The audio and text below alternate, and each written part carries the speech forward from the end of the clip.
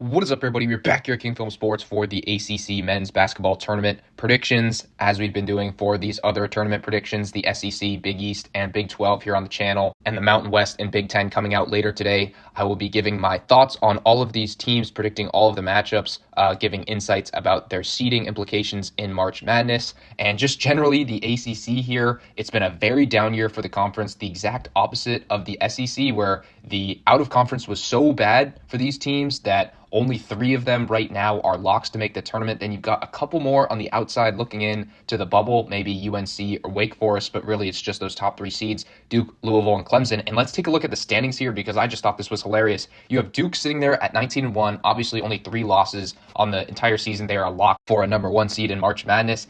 Then you've got Louisville and Clemson with 6 and 5 losses total, respectively, 18 and 2 in conference. And look at those winning streaks. Duke here has won 8 in a row since that loss at Clemson. Clemson's won 8 in a row themselves, and Louisville has won 9 in a row. And all of those teams only played each other one time because we've got the mega conference here with 20 conference games and 18 teams. So Duke did lose their lone game to Clemson. Clemson lost to Louisville, and Duke beat Louisville, and that game was in early December. So really, we can't decipher much between these top 3 teams. Duke definitely the favorite on paper there, but Clemson currently sitting at a 4 line in the most recent bracketology, and Louisville around a 6 or a 7 seed. And then you've got Wake Forest and UNC not looking great here. They were looking better before to get a bid, but now maybe have to get to the final of the ACC tournament or potentially win the whole thing. Same thing with SMU at 13 and 7 in conference. And then just look at the pileup between those 8 and 12 teams. So not a lot separating all of those teams. Then you have NC State, who didn't even make the bracket after they infamously won 5 straight in this tournament last year and then won 4 games in the NCAA tournament to make the Final Four with DJ Burns. That was a great story. Now not even in it at all. So here we get to the predictions. We've got Notre Dame versus Pitt. And Notre Dame just coming off of that 4 OT classic against Cal that they won by 2 points there. I'm going to go with Pitt in this matchup here, but not a lot separating these two teams. Could definitely see it going either way. I just think that Pitt is a slightly better team in that matchup.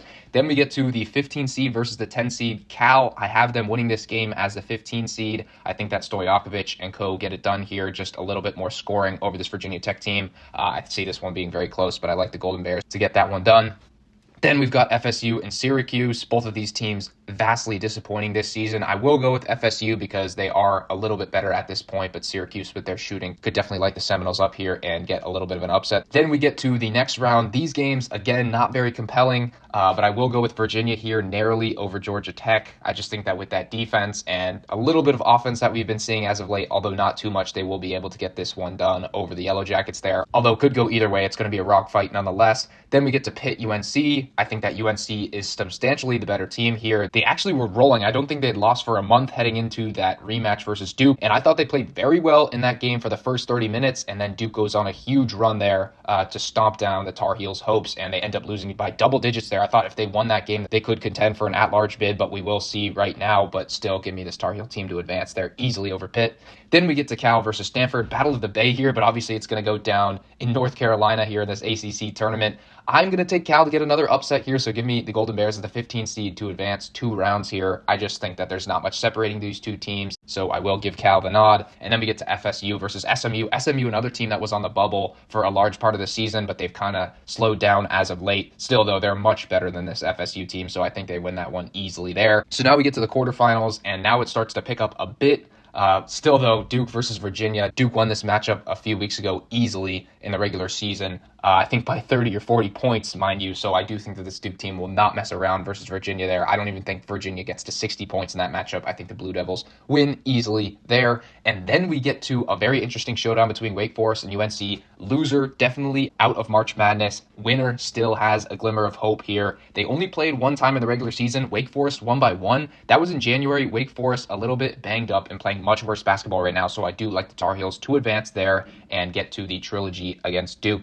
See if they can get an upset there. And then we get to Louisville versus Cal. I think that Cal's run ends here. I think that this Louisville team has just been rolling against these lesser teams, and they actually did play Cal, I think, this last week and won easily there by 17 points. So I just think that this Louisville team is much better at the moment, giving them to advance.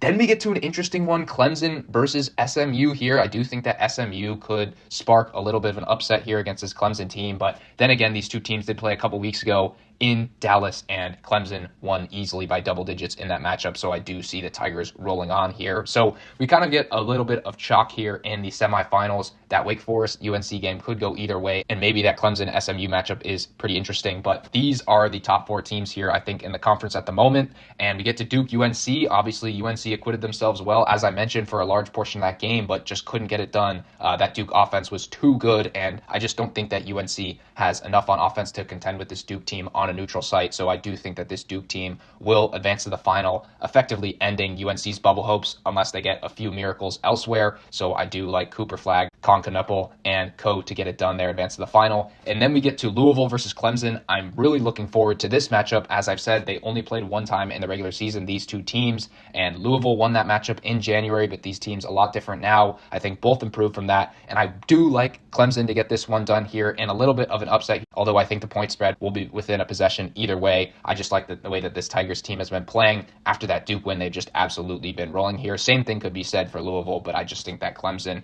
with their shot making and inside play, is just a little bit better at the moment. So that sets up the rematch in the ACC championship game between Duke and Clemson here. Do not sleep on Clemson in this matchup. Duke is probably going to be favored by about 10 points here, but we know that they did lose in Little John Coliseum earlier this season. Still, though, I like Duke to get it done in perhaps a close matchup. I think that it will actually help Duke in the long run to have a couple close games in this ACC tournament. They are obviously a very young team here, so they need to know how to get these ones done with the late game execution under John Shire. If they want to prosper in March Madness, you're not going to win all of these games by double-digit points. So I think that that will serve them well here, and ultimately I just think that they have too many shot makers. The only games that they lost this season, the ball was in Cooper Flagg's hands late in all 3 of those games, and he just wasn't able to get it done. He notably slipped in that Clemson game when they were down 2 points and turned the ball over there. Clemson hits some free throws and gets away with it. I do not think the same will be the case here. I think that Duke will shoot a little bit better, and their defensive effort will be much better against this Clemson team. Clemson can still shoot the lights out and has a puncher's chance in this matchup there, but I do like Duke to get it done narrowly. So with that being said, let me know your guys' thoughts on the ACC tournament down below. Do you agree with me that Duke wins this tournament? What are your thoughts on some of these other teams? Do you think that Louisville, Clemson, or perhaps North Carolina has a chance to upset them?